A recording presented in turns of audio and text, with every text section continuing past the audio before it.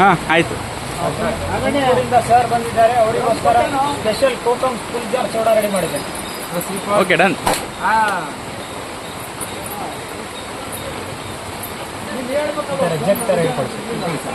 ಹಿಡ್ಕೋಬೇಕು. ಒಂದು ಸೆಕೆಂಡ್ ಅದಕ್ಕೆ.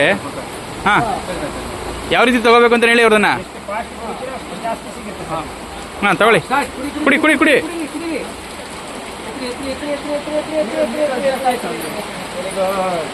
ಹೇಗಿದೆ ಟೇಸ್ಟ್? ತುಂಬ ಚೆನ್ನಾಗಿದೆ. ಏನೋ ಒಂಥರ ವಿಶೇಷ ಅಂತ ಅನ್ನಿಸ್ತಾ ಇದೆ. ಫುಲ್ ಜಾರ್ ಸೋಡಾ ಅಂತಂದರೆ ಸ್ಪೆಷಲ್ ಕಾಣ್ತಾ ಇದೆ. ನಾವು ಪ್ರಗತಿ ಟಿವಿ ರಿಪೋರ್ಟ್ರು, ನಮ್ಮ ಸ್ನೇಹಿತರಾದಂಥ ಹರೀಶು ಮತ್ತು ಅವರು ಪತ್ರಕರ್ತರು, ನಾಗಣ್ಣ, ನಮ್ಮ ಕೇಬಲ್ ಅಂತಲೇ ಪ್ರಖ್ಯಾತಿ ಒಂದು ಸಿದ್ಧಗಂಗಯ್ಯನವರು ಎಲ್ಲ ಒಟ್ಟೊಟ್ಟಿಗೆ ಬಂದಿದ್ದೀವಿ. 1 ಅವರ್ ಹೋಗೋಂಥ ಸಂದರ್ಭ ನಮ್ಮ ಬೋರ್ ಮಂಜಣ್ಣ ಅಗ್ರಹಾರ ಗ್ರಾಮ ಪಂಚಾಯತಿ ಉಪಾಧ್ಯಕ್ಷ ಅಂದ ವೇ 1 ಅವರ್ ಹೋಗುವಂಥ ಸಂದರ್ಭದಲ್ಲಿ ಇಲ್ಲಿ ಒಂದು ತೂಗು ಸೇತುವೆಗೆ ನೋಡ್ಕೊಂಬರೋಣ ಅಂತ ಇಳಿದಂಥ ಸಂದರ್ಭದಲ್ಲಿ ಭಾಳ ಸೊಗಸಾಗಿದೆ. ಅಲ್ಲೂ ತೂಗು ಸೇತುವೆ.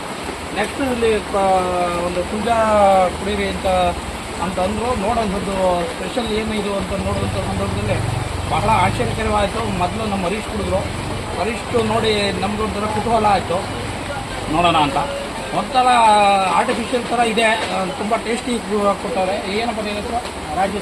ರಾಜಶ್ರೀ ಅಂತ ಹೇಳಿ ಆ ಡೌನ್ನಲ್ಲಿದೆ. ಈ ಇನ್ನೇನು ಅಪ್ಪು ಹತ್ಬೇಕು ಅನ್ನೋ ಸಂದರ್ಭದಲ್ಲಿ ಕಾರ್ನಲ್ಲಿ ಇದೆ. ತುಂಬ ಸೊಗಸಾಗಿ ಮಾಡ್ತಿದ್ದಾರೆ.